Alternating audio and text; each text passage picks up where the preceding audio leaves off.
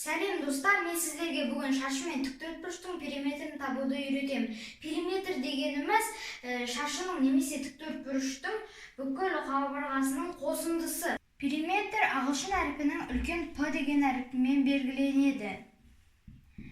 Шашының периметрін табудың бірінші тәсілі ол А қосу А қосу А қосу А.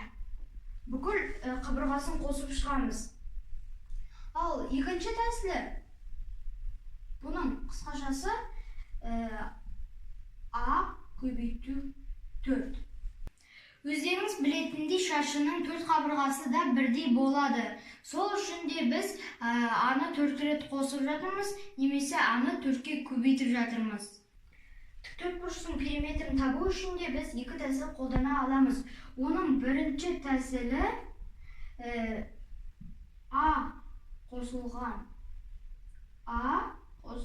Б қосылған Б.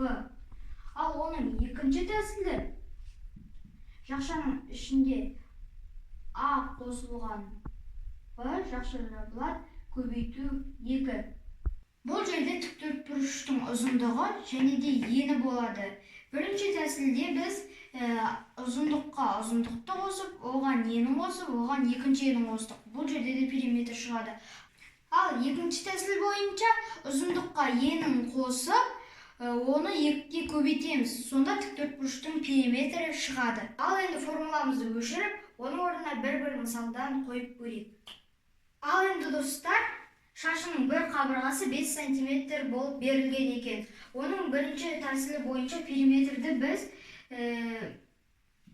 5 қосу 5 қосу 5 қосу 5 тең 20. Бұл бірінші тәсілі, периметрім 20 екен.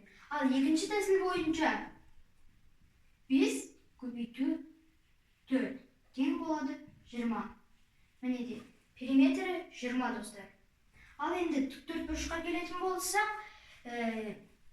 бізде ұзындығы 7 см, ені 2 см дедік.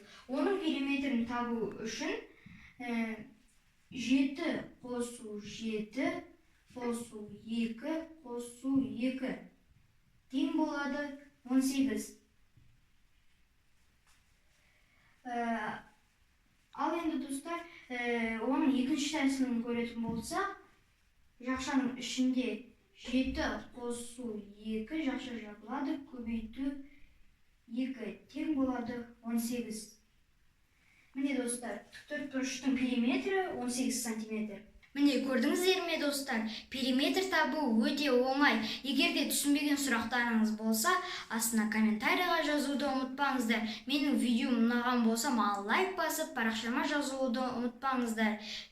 Келесі кездескенше достар, сау болыңыздар.